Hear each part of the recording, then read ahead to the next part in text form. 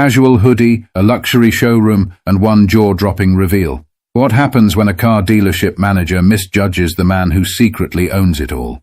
Darryl pulled into the parking lot of Prestige Motors, the flagship dealership he had recently acquired in sunny Scottsdale, Arizona. The desert heat shimmered off the sleek luxury vehicles parked out front, their glossy finishes practically glowing in the afternoon sun. He parked his modest SUV in an unmarked spot at the back and stepped out, taking a moment to scan the dealership's facade. He wasn't dressed for attention. Quite the opposite. A simple grey hoodie, slightly worn jeans, and sneakers were his uniform for the day. His decision to dress casually was deliberate. He wanted to see the dealership's true colours, to experience how it operated when no one knew the new boss was watching. As he walked towards the entrance, he noticed a small group of employees inside, chatting near the front desk. The faint hum of laughter and casual conversation carried through the glass doors. Darryl opened the door and stepped inside. The air-conditioned showroom was a stark contrast to the heat outside, filled with the faint scent of leather and fresh wax. Rows of pristine cars gleamed under the bright overhead lights. The chatter quieted as he walked in. Darryl caught the brief glances exchanged between the employees, their eyes flicking to his hoodie and sneakers. He felt the subtle shift in energy, the kind that spoke louder than words. But he wasn't here to make assumptions. He was here to observe. Then, from across the showroom, she appeared. Susan. Susan was a middle-aged woman with sharp features and an even sharper gaze. Her tailored blazer and polished heels spoke of authority, and the clipboard tucked under her arm added an air of efficiency. She approached with purpose, her heels clicking against the polished floor. Her expression was polite at first glance, but there was a tightness in her smile that didn't escape Darryl's notice. "Excuse me," Susan began, her voice cool and clipped. "Can I help you with something?" Darryl smiled, his demeanor calm. "Just here to look around," he said casually, gesturing towards the cars. Susan's eyes narrowed, scanning him from head to toe. Her polite mask slipped ever so slightly, replaced by something less welcoming. "Are you shopping for a car?" she asked, her tone carrying an edge of doubt. Darryl nodded, still smiling. "Something like that." Susan's lips pursed. "Well, we cater to a very specific clientele here. Most of our inventory requires pre-qualification. Perhaps I could recommend—" Before she could finish, another employee called out, "Hey, Susan, the delivery guy is here." Her attention wavered for a moment, but her gaze snapped back to Darryl, as though ensuring he wouldn't wander too far. Darryl raised an eyebrow but kept his tone light. "You're assuming I'm not qualified?" The question seemed to catch her off guard, but only briefly. She recovered quickly, her posture stiffening. "I'm just trying to save you some time," she replied with a forced smile. "These vehicles start at 6 figures. Maybe I can direct you to—" Darryl's expression didn't waver, but internally he noted her choice of words. His calm composure was unshaken, but the subtle sting of her assumptions was undeniable. The moment lingered, tension hanging in the air as Susan stared at him expectantly. Darryl glanced around the showroom, pretending to admire one of the nearby cars. It was a sleek silver coupe with an aggressive design. His fingers brushed the door handle, and he glanced back at Susan. "Nice car," he said simply. Her brows furrowed slightly, but she forced another smile. "It is. Perhaps when you're ready to make a serious inquiry, we can set up an appointment. For now, I'll have to ask you not to touch the vehicles." Darryl stood there for a moment, considering her words, before stepping back from the car. He nodded once, hands in his pockets, and gestured for her to continue. "All right, let's hear it. What would you recommend for someone like me?" Susan blinked, surprised by the directness of his question. But before she could respond, Darryl added, "If you think you know what I need, I'm all ears." Her polite facade cracked just enough to reveal the impatience underneath. "Maybe something a little more budget-friendly. I can give you directions to a dealership that specializes in pre-owned vehicles." Darryl smiled faintly, but it didn't reach his eyes. He'd seen enough. "That's quite the assumption," he said softly. The statement hung in the air, and for a brief moment, Susan faltered. Then, regaining her composure, she straightened her shoulders. "I'll be back with a list of options," she said, walking away briskly. Darryl watched her go, his expression unreadable. He turned back to the silver coupe, his reflection staring back at him in the glossy finish. This was going to be an interesting day. Darryl stood in the center of the showroom, hands in his pockets, his gaze drifting over the lineup of cars. He wasn't one to jump to conclusions, but Susan's dismissive attitude was hard to ignore. Around him, the staff had resumed their conversations, though he caught the occasional glance in his direction. It was the kind of scrutiny he'd become accustomed to over the years, the silent judgment, the coded looks. Susan returned a moment later, her clipboard clutched tightly as though it were a shield. Her brisk stride and forced smile betrayed her annoyance. "All right," she said, stopping a few feet away from him. "I've compiled a few options that might be more suitable for your situation." Darryl tilted his head slightly. "My situation?" "Yes," Susan replied, her tone clipped. She handed him a printout of pre-owned vehicles, each with detailed descriptions and price tags well below the dealership's typical offerings. "These are more accessible models, reliable, economical, and, well, practical." Darryl took the list without a word, his eyes scanning the page. A used sedan, an older SUV, a compact hybrid. His lips twitched in faint amusement, but he quickly hid it, folding the paper and tucking it into his pocket. "Appreciate the effort," he said, his tone even. Susan seemed momentarily disarmed by his response, but she quickly recovered, her hands resting on her hips. "Listen," she said, her voice dropping as if she were about to share a secret. "I'm just trying to be realistic with you. Prestige Motors isn't for everyone. I don't want to waste your time." Darryl met her gaze, his expression calm but unwavering. "And what exactly makes you think I'm not your target customer?" Susan hesitated, but only for a split second. "I've been doing this a long time," she said. "I can tell when someone's out of their depth." "Out of their depth," Darryl repeated, his voice neutral, almost thoughtful. "Interesting." There was a flicker of uncertainty in Susan's eyes, but she pressed on. "I'm just being honest. It's better to be upfront than to have someone leave disappointed." Darryl let out a soft chuckle, shaking his head slightly. "Honest, huh? I like honesty. How about this? You let me speak to the owner. Think we can make that happen?" Susan's eyebrows shot up. For the first time, she seemed genuinely caught off guard. "The owner?" "That's right," Darryl said, his tone light, almost conversational. "I'd like to have a word with them." Susan's lips twitched in a poor attempt at a smile. "Well, that's not possible today. The owner doesn't just drop by for casual visits. They're a busy person." "I'm sure they are," Darryl said, nodding slightly. "But maybe you could give them a call. Let them know I'm here. I think they'd want to meet me." Susan's smile tightened. She was beginning to lose patience, and it showed. "Look, sir, I'm trying to be as polite as possible, but this is getting ridiculous. I have other customers to attend to. If you're serious about buying a car, we can schedule a meeting with one of our sales consultants. Otherwise..." "Otherwise what?" Darryl asked, his tone still calm, though there was an unmistakable edge to his voice now. Susan's eyes narrowed, her frustration bubbling to the surface. "Otherwise, I'm going to have to ask you to leave." The words hung in the air, heavy with implication. Darryl stood still, his gaze locked on hers. For a moment, the entire showroom seemed to hold its breath. Then, slowly, Darryl reached into his pocket and pulled out his phone. "All right," he said, scrolling through his contacts. "I'll make the call myself."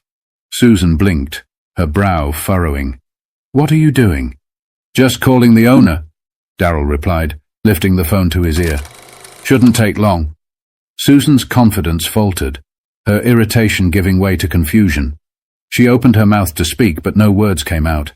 Around them, a few employees had stopped what they were doing, their attention drawn to the unfolding scene. Darryl held up a finger as if to say, "Just a moment," then turned slightly away, speaking into the phone. "Yeah, it's me. I'm at the dealership. Everything's fine. Just a little misunderstanding. Could you let them know I'm here?" He ended the call and slipped the phone back into his pocket, turning back to Susan. "They'll be here shortly," he said simply. Susan stared at him, her mouth slightly open. Who did you just call?" Darryl didn't answer right away. Instead, he glanced around the showroom, his gaze lingering on the staff who were now watching intently. "Guess we'll find out," he said, his tone almost playful. The tension in the room was palpable, the weight of it pressing down on everyone present. Susan shifted uncomfortably, her composure beginning to crack. Minutes passed, but the room felt frozen in time. Susan busied herself with her clipboard, though her movements were stiff and deliberate, betraying her unease. Darryl, on the other hand, stood casually by one of the luxury SUVs, his calm demeanor only adding to the tension. The few employees scattered around the showroom whispered to one another, stealing glances at the unfolding scene. It was clear everyone was waiting for something, or someone. The sound of the main doors opening broke the silence. A sharply dressed man in a navy suit stepped inside, his polished shoes clicking softly against the tile floor. His expression was serious but warm, and his eyes immediately found Darryl. "Mr. Carter," the man said with a wide smile, extending his hand as he approached. "So good to see you." Darryl returned the handshake with a firm grip, a small smile tugging at the corners of his lips. "Thanks for coming, Alex. Appreciate it." The room collectively stiffened. Susan's clipboard nearly slipped from her hands as her eyes darted between Darryl and Alex, the dealership's regional director. Her confusion quickly morphed into visible alarm. "Wait, Mr. Carter?" she echoed, her voice uncertain. Alex turned to her, his friendly demeanor shifting into something more professional, almost curt. "Susan, I see you've already met Mr. Carter." Susan blinked, her mouth opening and closing as though searching for the right words. I didn't realize." "You didn't realize he's the new owner of this dealership?" Alex finished for her, his tone sharp. He glanced at Darryl, an apologetic look on his face. "I trust this wasn't your ideal welcome." Darryl raised a hand, stopping him. "It's all right, Alex. I think Susan and I just got off on the wrong foot." His voice was calm, but there was a weight to his words that made the entire room hang on to them. Susan's face turned ashen, and she took a step back, her clipboard clutched to her chest like a lifeline. I'm so sorry," she stammered, her voice barely above a whisper. "I didn't know." "You didn't know what?" Darryl asked, his tone still gentle but firm. "That I could own a place like this? That someone like me might actually belong here?" Her eyes widened, and for a moment she seemed utterly lost.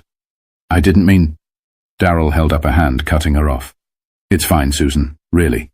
He took a step closer, his voice dropping just enough to make everyone lean in. "But let me ask you something. If I hadn't been the owner, would you have treated me any differently? Would you have given me the same respect you'd give someone who walked in here wearing a suit and tie?" Susan opened her mouth, but no words came out. The silence was deafening. Darryl nodded, as though her silence was answer enough. He turned to Alex, his voice carrying a new authority. "Let's gather everyone in the conference room. I think it's time we had a little chat about how things are run around here." The employees filed into the sleek conference room, the air thick with tension. The room, designed to impress, was all glass walls and modern furnishings, but today it felt stifling. Susan sat near the back, her usual confident demeanor replaced with a nervous stillness. Darryl stood at the head of the table, calm and collected, his presence commanding the attention of everyone in the room. Alex remained near the door, arms crossed, his expression unreadable as he watched the staff take their seats. The quiet murmur of whispers died down as Darryl cleared his throat, his gaze sweeping across the group. "Thank you all for joining me on short notice," Darryl began, his tone measured but firm. "For those of you who don't know, my name is Darryl Carter, and as of last month, I'm the new owner of Prestige Motors." There were murmurs of surprise from a few employees, their reactions ranging from curiosity to embarrassment. Susan sank lower in her chair, avoiding eye contact. "I came here today, dressed casually for a reason," Darryl continued, his voice steady. "I wanted to see how this dealership operates when no one knows who I am. I wanted to experience what a potential customer might feel walking through these doors." He let the words settle for a moment before continuing. "What I experienced today was disappointing. I was judged not for what I could bring to the table, but for how I looked. And I'm not here to single anyone out, but we need to talk about what that says about the culture of this dealership." Susan shifted uncomfortably in her seat, her face flushed. Darryl's eyes briefly flicked to her before moving back to the group as a whole. "This isn't just about me," he said. "It's about every person who walks through those doors. Every customer who doesn't fit into someone's preconceived notion of what a luxury car buyer looks like. One of the younger sales associates raised his hand hesitantly. Darrell nodded toward him. Go ahead. Mr. Carter, the man began nervously, I think most of us try to treat customers fairly, but sometimes it's hard not to make assumptions. Darrell nodded, his expression thoughtful. I get that, he said. We all have biases, whether we want to admit it or not. But here's the thing. It's not enough to just try to be fair. We have to actively challenge those biases. We have to create an environment where everyone feels respected, regardless of their appearance, background, or anything else. He paused, letting the words sink in before continuing. This dealership has built a reputation for excellence. But excellence isn't just about the cars we sell. It's about the experience we provide. And from now on, that experience is going to be built on respect, inclusivity, and fairness. There was a ripple of agreement around the room, though a few faces remained wary. Darrell's gaze settled on Susan, who sat frozen, her hands clasped tightly in her lap. Susan, he said gently but firmly, I want to give you the opportunity to speak. Is there anything you'd like to say? All eyes turned to her. She hesitated, her voice barely audible when she finally spoke. I made a mistake, she admitted, her cheeks flushed. I misjudged you. And for that, I'm truly sorry. Darrell nodded, his expression unreadable. Thank you for saying that, he said. I hope this experience will serve as a reminder for all of us, not just you, because change starts with accountability. He turned back to the group. Moving forward, we'll be implementing new training programs to ensure this dealership represents the values I believe in. Every customer deserves to be treated with dignity, no exceptions. If anyone has an issue with that, now's the time to speak up. The room was silent. The silence in the conference room was deafening, broken only by the faint hum of the air conditioning. No one spoke, but the weight of Darrell's words lingered, pressing on everyone present. Darrell let the quiet stretch just long enough to make his point before speaking again, his voice calm but resolute. Good, he said. I'm glad to see we're all on the same page.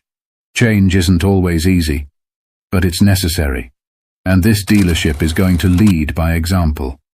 He took a step away from the table, his hands resting lightly on its edge as he leaned forward slightly.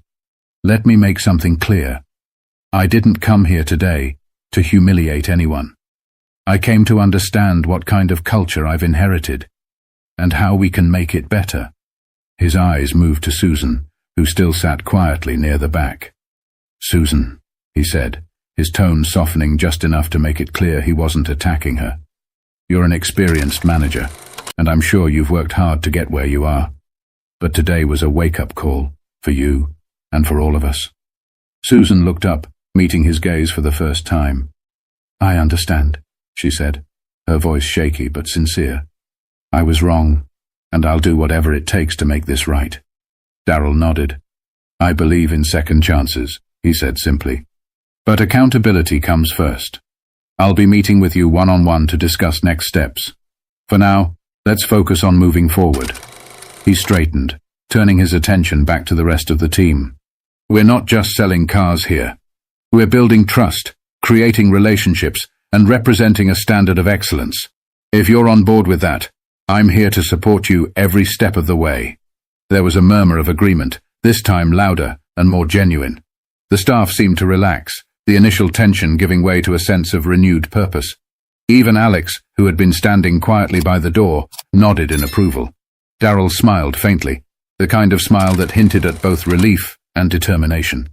All right then, let's get back to work. And remember, how we treat people matters more than anything we sell. As the employees began to file out of the room, Darrell caught Susan lingering by the door. She approached him hesitantly, her hands twisting nervously. Mr. Carter, she began, her voice low. I want to thank you for giving me a chance to do better. I won't let you down. Darrell looked at her for a moment before responding, his voice steady. I hope you mean that, Susan. Actions speak louder than words. But I believe people can change, if they're willing to try. She nodded, her eyes earnest. "I am." Darryl watched her leave before turning to Alex. "Let's set up a meeting with the staff next week," he said. "I want to make sure everyone knows what's expected moving forward." Alex grinned, his respect for Darryl evident. "You've got it, boss." As Darryl stepped back into the showroom, he glanced around at the cars, the gleaming surfaces reflecting the afternoon light. He thought about how much work lay ahead, but for the first time that day, he felt optimistic. This wasn't just about running a dealership. It was about creating something bigger, a space where people were judged by their character, not their appearance, and Darryl was ready to lead the way.